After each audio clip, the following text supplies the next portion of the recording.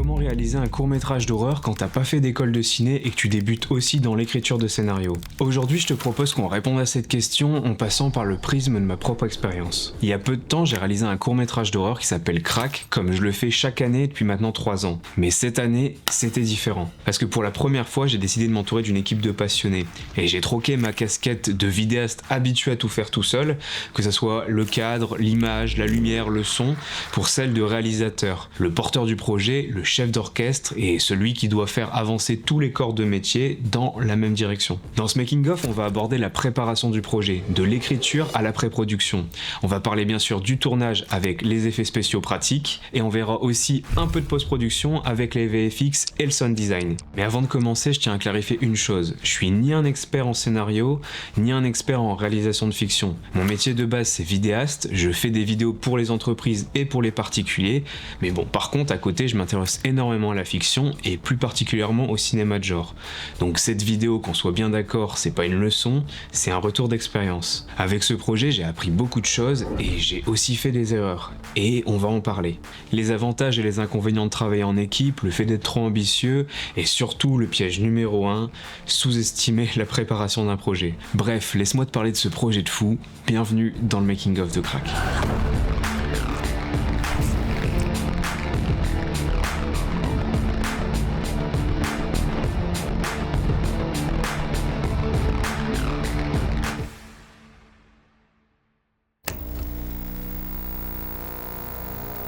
Il y a quelques mois de ça, j'ai participé à un 48 heures film festival sur l'île en tant que chef opérateur, dans une équipe d'une vingtaine de personnes. Et honnêtement, c'était une expérience hyper intéressante et bien intense comme tout bon 48 heures, mais surtout, grâce à ça, j'ai eu l'occasion de rencontrer des nouvelles personnes passionnées par le ciné, des acteurs et d'autres techniciens. Forcément, on a gardé contact et on a constitué un petit groupe en proposant de s'aider sur les projets futurs des uns et des autres. Ce qui nous amène à notre projet du jour. Comme la période d'Halloween approchait, je me suis lancé dans l'idée une nouvelle fois de réaliser un court-métrage d'horreur, mais cette fois, j'avais pas trop envie d'être bridé par le côté technico-pratique. D'habitude, je fais tout seul, quasiment, que ce soit l'acting ou toute la partie captation et le montage qui va avec.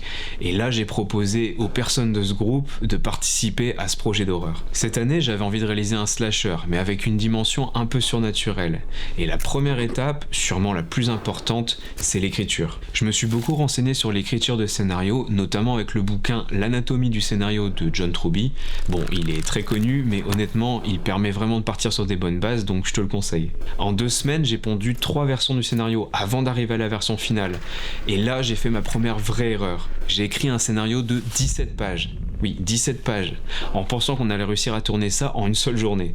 Étant donné qu'il s'agissait d'un projet bénévole, je voulais pas prendre trop de temps à mon équipe. Mais bon, pour donner un ordre d'idée, dans le cinéma, en moyenne, on tourne entre 1 à 5 pages par jour, en fonction de la complexité des scènes. Et avec de l'action, de la nuit, des effets spéciaux, du sang, des réglages de lumière, etc., normalement 17 pages c'est au moins 3 jours de tournage. Donc forcément après, le tournage il se transforme un peu en course contre la montre. On reviendra sur le planning de la journée de tournage un peu après, mais retiens déjà qu'il vaut mieux faire quelque chose de plus court et avoir le temps de faire bien les choses, plutôt que d'être trop ambitieux et paralyse concernant la durée que prennent les scènes à tourner, ou alors se laisser un peu plus de temps pour tourner tout simplement. Mon scénario, je l'ai écrit en ayant fait en parallèle un repérage des lieux dans lesquels je voulais tourner, parce qu'en vrai, connaître les lieux dans lesquels tu veux tourner, ça aide énormément à se projeter à l'écriture. Pour ce projet, j'ai visité un premier lieu d'urbex que je connaissais, mais je me suis vite rendu compte que ça allait pas être assez safe pour tourner sereinement. J'ai découvert un endroit complètement délabré avec des escaliers qui manquaient de s'effondrer si on faisait pas assez attention.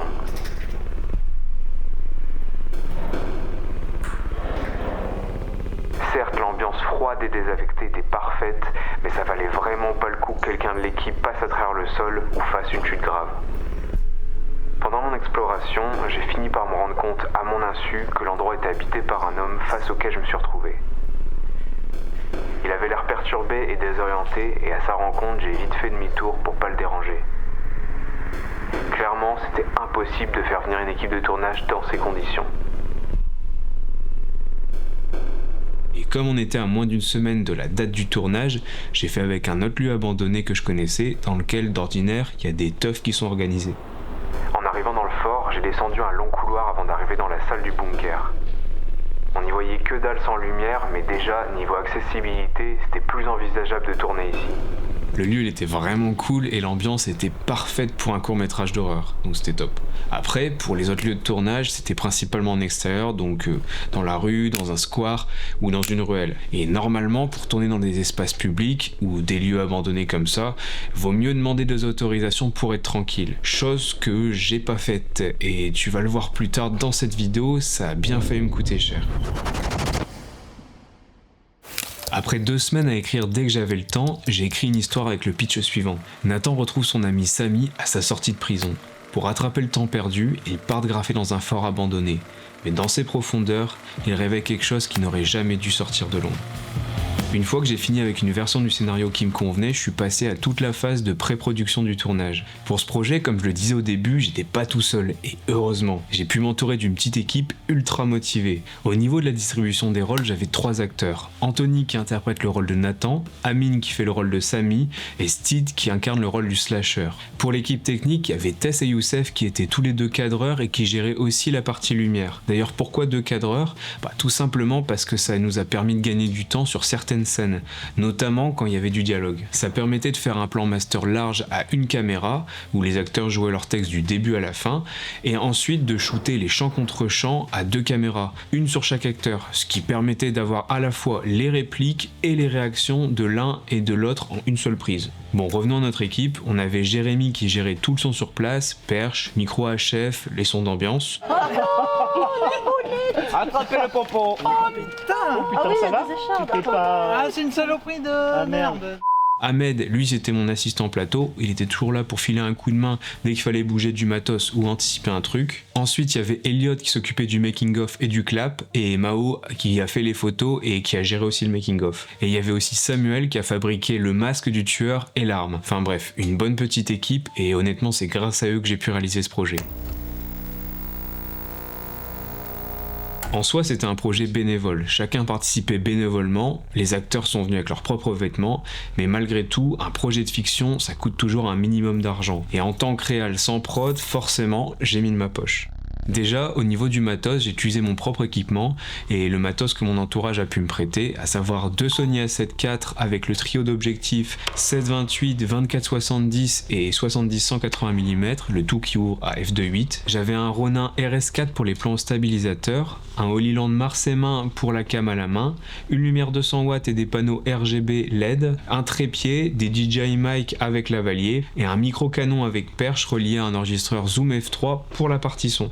Franchement, c'était déjà pas mal, mais même avec ça, il y a eu quand même pas mal de frais annexes. Même si c'était un projet bénévole, le minimum, c'est que chacun sur le tournage ait de quoi boire ou de quoi grignoter toute la journée. Donc ici, pour le catering, il fallait compter environ 70 €. Ensuite, il y avait tous les accessoires à prévoir pour le tournage. Un gros miroir et un petit à briser, des bombes de graphe, des bougies et tout ce qu'il fallait pour confectionner le masque et l'arme du slasher, soit environ 130 €. D'ailleurs, j'ai envie de te parler maintenant de la confection de mon slasher, de son masque et de son arme. Dans mon histoire, à la base, le grand miroir qui était habité par un démon devait se briser lorsque Nathan frappait le possédé et que celui-ci s'écroulait par terre. Mais bon, pour des raisons de sécurité, de temps et technique, finalement, le possédé est tombé juste par terre. N'empêche que normalement, je voulais que le possédé revienne à une sorte de slasher vengeur sous le contrôle du démon du miroir, et donc il porte un masque qui soit recouvert de bouts de miroir. Pour créer ça, j'ai d'abord généré des images pour mieux visualiser mon antagoniste, puis je suis parti acheter un masque d'Halloween comme base, des bombes à graffer, de la glu et un petit miroir à exploser pour récupérer des bouts. Et là je suis allé voir Sam pour voir s'il pouvait me faire quelque chose de cool en se basant sur le visuel que je lui avais donné, et il m'a fait un truc juste trop dément. Le masque il est incroyable, je trouve. Pour continuer avec la liste des accessoires, il y avait aussi du faux sang qui m'a coûté quand même 150 € pour 5 litres de sang réaliste de cinéma. Bon, je voulais absolument que ça soit comestible étant donné que mes acteurs allaient en avoir dans la bouche, et aussi lavable pour pas trop défoncer leurs vêtements. 5 litres, honnêtement, c'était beaucoup trop, mais bon, ça servira pour des prochains tournages. Il y avait aussi un kit de maquillage pour faire des plaies que j'ai chopé pour une 20aine d'euros.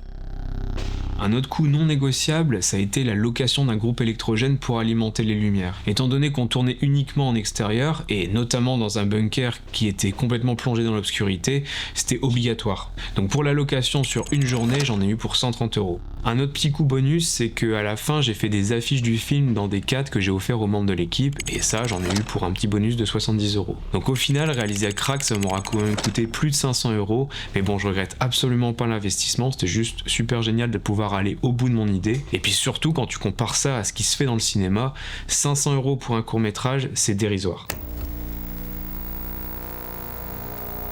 J'ai envie qu'on parle maintenant des effets spéciaux pratiques. Déjà, avant même d'écrire Crack, je savais que je voulais intégrer des effets spéciaux faits en DIY. D'abord parce que je savais que j'allais faire le montage moi-même et que mes compétences en VFX sont limitées, et aussi parce que je trouve ça beaucoup plus intéressant d'avoir des effets spéciaux qui sont réalisés directement au tournage. Je sais pas, c'est plus palpable, plus concret, et surtout, c'est fun quoi. On va commencer par un effet assez simple à mettre en place. Dans la scène où Nathan se fait projeter par le possédé dans la salle du bunker, Anthony, qui joue Nathan, devait simplement jouer le fait de se faire violemment repousser. Mais comme le sol c'était du béton bien crade, par sécurité, on a placé un matelas gonflable hors champ. Du coup, sur le premier plan, il s'écrase sur le matelas, et sur le deuxième plan, on le voit juste finir son impact au sol, mais sans matelas, en étant déjà très proche du sol. Résultat, aucun danger pour Anthony, et l'illusion fonctionne parfaitement. Maintenant, on va parler de la mort du possédé interprétée par Steed. À la base, son personnage il devait étrangler Sammy, repousser Nathan, puis se faire projeter mortellement contre un miroir qui se brisait en se mélangeant à son sang. D'ailleurs, c'est pour ça que le masque du slasher il est composé de morceaux de miroir. Dans l'idée originale, un rituel étrange devait se produire lorsque le sang et les éclats de miroir entraient en contact. Le miroir il était habité par un démon qui avait possédé le personnage de Steed, et après sa mort, ce démon le faisait revenir sous la forme de slasher pour le venger. Au passage, c'est aussi pour ça que le film s'appelle Crack. C'est le son que fait le slasher quand il marche, comme s'il avançait en permanence sur des bris de miroir. Dans l'idéal, pour faire éclater le miroir, il aurait fallu construire une doublure en faux verre non coupant et répéter plusieurs fois la cascade avant de casser le miroir pour de vrai. Parce qu'une fois cassé, t'as plus le droit à l'erreur. Tout aurait dû être calé parfaitement dès le départ, mais par manque de préparation, de budget et surtout pour des raisons évidentes de sécurité, on a dû simplifier cette mise en scène. Avec l'équipe, on a trouvé une alternative. Le possédé se fait finalement frapper à la tête à coups d'extincteur avant de s'effondrer face au miroir. Comme ça, aucun risque de blesser Steed avec des éclats de verre. Pour l'impact de l'extincteur, tout repose sur la perspective et le flou de mouvement. Avec la vitesse, l'angle de la caméra et le flou, on a vraiment l'impression que Steed se prend un coup, alors qu'en réalité, l'extincteur passe juste à côté. Pour suggérer l'impact mortel sans le montrer frontalement, on a synchronisé une projection de sang sur le miroir avec la chute de Steed.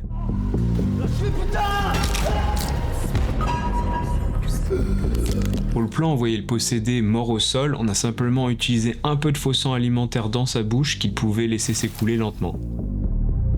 Bon, maintenant on va entrer dans les effets qui ont demandé un peu plus de préparation, à commencer par la mort du personnage de Sammy interprété par Amin. Ici, Sammy se fait égorger par le slasher. Pour réaliser cet effet en pratique, il fallait 3 choses. Premièrement, jouer avec la perspective et le point de vue. En réalité, Sammy il se trouve à un bon 1m50 du slasher, donc le mouvement du couteau peut être fait sans danger. Deuxièmement, il a fallu prémaquiller la gorge de Sammy avec du faux sang coagulé. Normalement, j'avais prévu un maquillage beaucoup plus poussé pour avoir un rendu bien crade, mais encore une fois, le temps a joué en ma défaveur, mais j'en parlerai plus tard dans la partie sur ce qui a marché et ce qui a pas marché sur ce projet. La troisième chose pour rendre l'effet crédible, c'était les projections de sang. Pour ça, on a mis une fiole de faux sang dans la main avec laquelle Steed tenait le couteau. On a répété plusieurs fois le mouvement sans le sang, et une fois que tout était ok, on enregistrait avec. Au final, le sang se projette le long du couteau jusque sur Amin, qui n'avait plus qu'à mimer l'impact en tournant sa gorge vers la caméra pour révéler le maquillage déjà en place. Ensuite, il y avait les coups de couteau donnés par le slasher à Sammy une fois au sol pour l'achever. Là, c'était assez simple. Steed mimait les coups de couteau, et à chaque fois qu'il relevait la lame, Anthony, juste à côté, lui balançait des éclaboussures de faux sang à la main, directement sur le masque. Après Amin, c'était Anthony qui devait se faire trucider. Pour cette mort, on a dissimulé l'action et on a mis du faux sang dans la bouche d'Anthony, synchronisé avec les coups de couteau. Bon, comme je suis un gros fan de trucs gore, j'avais envie de faire un gros plan du couteau planté qui pisse le sang. Pour pouvoir faire ça en sécurité, Sam avait fabriqué une doublure du couteau en plexiglas, mais sans la pointe. J'ai demandé à Steed de faire bouger le couteau dans la fausse plaie et on a dissimulé un tuyau qui était relié à une seringue remplie de faux sang. Et au moment où le couteau sortait de la plaie, Ahmed, mon assistant assistant plateau appuyait sur la seringue pour faire jaillir le sang. Ce qui est cool, c'est qu'avec le flou de mouvement, j'ai même pas eu besoin de tricher en post-prod pour camoufler la doubleur du couteau. Bon, en revanche, dans la précipitation, j'ai pas vu qu'on apercevait le tuyau qui dépassait. Du coup, j'ai dû me donner du mal pour tout enlever en post-prod. Et ça nous amène directement à toute la partie VFX et sound design. Déjà sur ce plan-là, je me suis bien rendu compte que j'avais pas fait gaffe au tuyau et que j'allais devoir tout effacer sans que ça se voit. Comme je suis pas un expert en VFX, j'ai exporté le plan image par image une fois que j'avais fini la colorimétrie du projet, puis j'ai effacé le tuyau avec la gomme magique de Photoshop. Le plan durait 1 seconde et comme on tournait en 25 images par seconde, j'ai dû faire ça sur 25 images. Et franchement, c'était long. Avec la même technique, j'ai aussi fait les yeux blanc-noir de Nathan. J'ai exporté une image sur laquelle j'ai gommé la pupille, puis j'ai masqué et repositionné les yeux modifiés image par image pour qu'ils correspondent au mouvement de la tête de Nathan. Dans le bunker, j'ai dû transformer les yeux de Steed pour qu'ils aient l'air plus possédés. Là, en revanche, j'ai fait un masque directement sur DaVinci Resolve que j'ai assombri et traqué dans le logiciel. Tout n'était pas parfait, donc pareil, image par image, j'ai ajusté les yeux pour qu'ils restent cohérents avec les mouvements. Bon, l'effet suivant, c'est pas vraiment un VFX à proprement parler, mais plutôt une transition entre deux plans. J'ai utilisé un match cut pour enchaîner ces deux plans. Pour rappel, un match cut, c'est une transition entre deux plans qui s'enchaînent en conservant une continuité visuelle, sonore ou de mouvement. En gros, l'action, la forme ou même la composition du premier plan correspond presque exactement à celle du plan suivant, ce qui crée une coupure fluide et un enchaînement assez percutant. Pour cette scène-là, on a tourné la partie de jour le lendemain. J'avais pris des repères sur le plan de nuit, donc la focale utilisée, l'emplacement de la caméra, la position du trépied et aussi des repères de composition en me basant sur la grille des tiers de la caméra. C'est pas parfait au millimètre près, mais c'est suffisamment proche pour que l'effet fonctionne. Sur Crack, il y a eu aussi un gros travail sur le sound design. Tout l'habillage sonore, les ambiances, etc. Comme pour n'importe quel film, le son il est hyper important pour l'immersion, et encore plus dans un film d'horreur. Pour la musique, j'ai utilisé Artlist, et pour la création des ambiances, je me suis servi de Krotos Studio. J'ai doublé certains bruits de pas, comme sur cette séquence.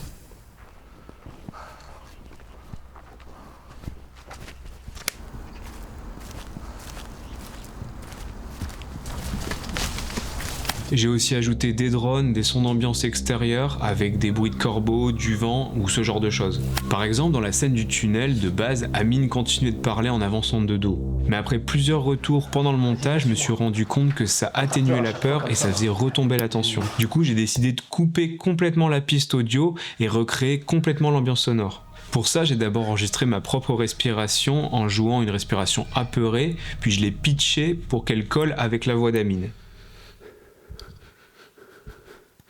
Ensuite, j'ai doublé les bruits de pas. Bon, j'aurais pu le faire avec Krotos Studio, mais j'ai préféré enregistrer mes propres pas dans mon garage, histoire d'avoir un sol qui se rapproche plus de celui du tunnel. On est d'accord, j'ai l'air un peu con, mais avec un peu de reverb, le rendu fonctionne vraiment bien.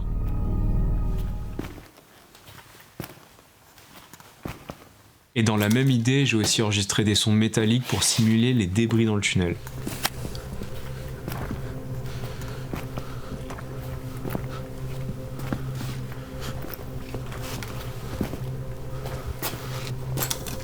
Pour tous les sons de couteau et de sang, j'ai utilisé Krotos Studio, et clairement, ça fait toute la différence. Surtout quand tu compares une version sans SFX... Laisse-toi, bordel, je vais t'aider. Marche, vas-y, viens. Samy.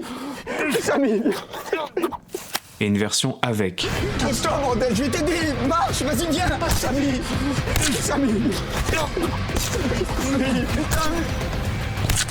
J'ai aussi ajouté des sons d'impact, de frottement, des booms, des craquements pour rendre l'ensemble plus immersif. Quand je trouvais pas mon bonheur sur Krotos ou dans les banques de sons, j'enregistrais directement mes propres sons. Par exemple, l'ouverture de l'opercule d'une bouteille de vodka, ou encore le son étrange à la fin qui n'est en réalité que moi en train de gratter le dos du miroir avec énormément de reverb pour créer un son bien creepy. Et c'est là que je me suis vraiment rendu compte d'un truc. Bricoler, expérimenter et tester des idées, ça fait aussi partie du plaisir de créer un film. Mais évidemment, tout n'a pas été aussi simple que ça, et tout ne s'est pas passé comme prévu. Parce que derrière cet élan créatif, il y a aussi des choix discutables, des erreurs, et surtout pas mal de leçons à en tirer.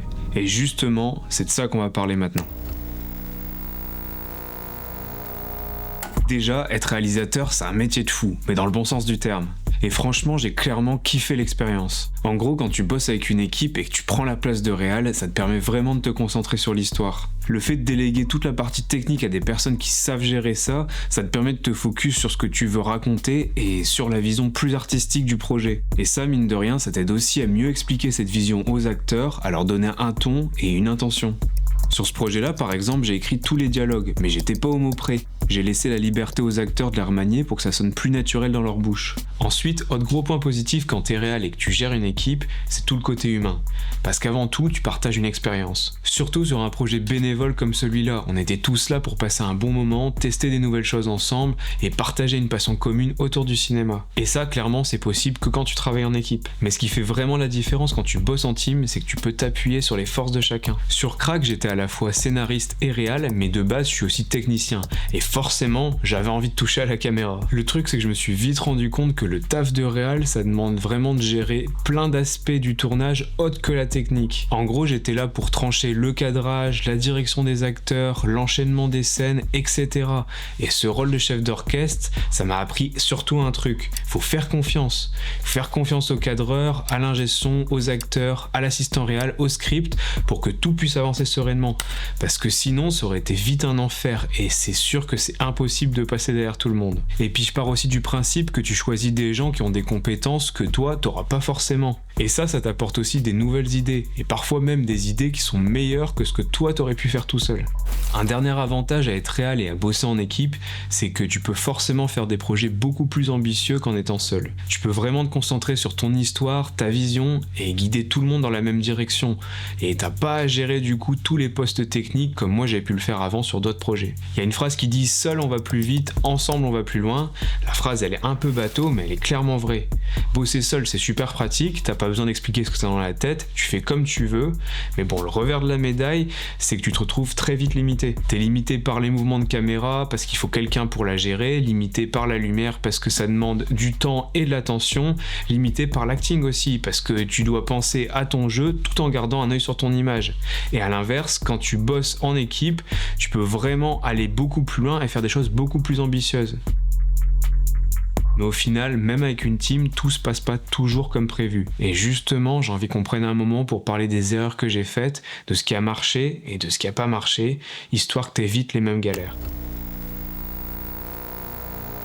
Pouvoir faire un projet ambitieux, ça veut pas dire qu'on doit pas être réaliste non plus. La réalisation, ça a forcément son lot de contraintes, et il faut savoir faire avec. Pour Crack, j'ai voulu faire trop en trop peu de temps. J'ai écrit trop de pages de scénario pour une seule journée de tournage. De base, comme il s'agissait d'un projet bénévole, je voulais pas que tout le monde ait besoin de donner de son temps plus d'une journée. Mais au final, ça a carrément joué sur la montre et on a dû se dépêcher de tourner les scènes et on n'a pas pu se concentrer sur les petits détails qui font la différence normalement. Et puis surtout, la journée était très intense, donc mentalement c'était éprouvant.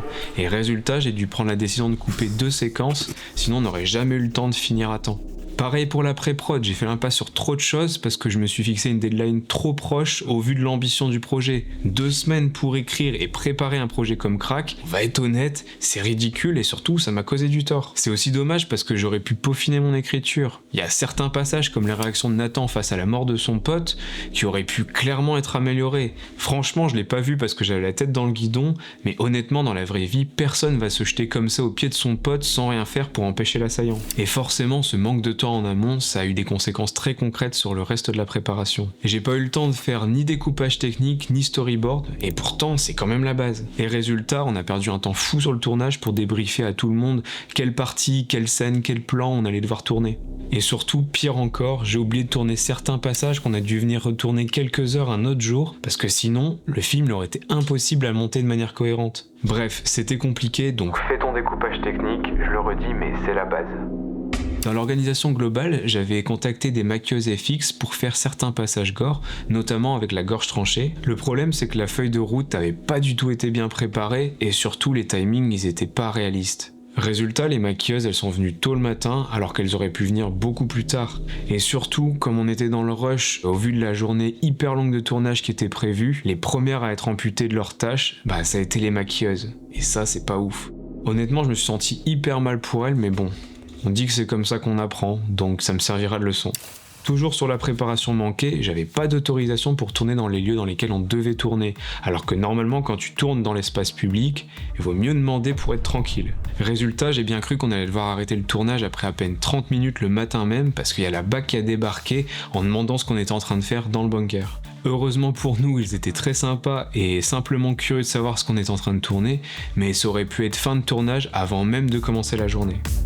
Bref, toutes ces galères, ces choix, ces erreurs et ces apprentissages, ça fait maintenant partie intégrante du projet. Et au final, c'est aussi ça qui m'a donné envie de prendre un peu de recul et de répondre honnêtement à la question que je me posais au début. Comment réaliser un court-métrage d'horreur quand t'as pas fait d'école de ciné et que tu débutes aussi dans l'écriture de scénario? Je dirais que ça se résume en 5 phases. Apprendre, mettre en pratique, se foirer, analyser et recommencer, bien sûr en essayant de faire de son mieux et sans répéter les mêmes erreurs, sinon ça sert à rien. Perso, je peux que t'encourager à lancer tes propres projets, intéresse-toi à l'écriture, à la pré-production et participe au projet d'autres personnes pour voir comment ça se passe. Et si tu connais personne, trouve des événements pour rencontrer d'autres passionnés. Il y a plein de groupes sur Facebook avec des appels à collaboration et de participation pour des projets de court-métrage. Et puis dernier tips, inscris-toi à la newsletter de cinéaste.org. C'est une newsletter qui est dédiée aux cinéastes et plus globalement au monde de l'audiovisuel. Tu vas pouvoir y retrouver des appels à projets, des résidences, des aides, des concours et plein d'infos utiles pour monter et faire exister tes films. Mais au fond, peu importe les ressources que tu as sous la main, il y a un truc qui change pas. C'est vraiment en faisant qu'on apprend, il n'y a pas de secret. De toute façon, quand tu commences quelque chose de nouveau, c'est toujours éclaté au début, mais ça fait partie du processus d'apprentissage. Plus tu pratiques, plus tu t'améliores. Et ça, c'est exactement le genre de retour d'expérience que j'essaie de partager sur cette chaîne. Donc si tu veux continuer à suivre ce type de contenu, je t'invite à me soutenir en t'abonnant et en regardant une autre vidéo juste ici. Tchuss!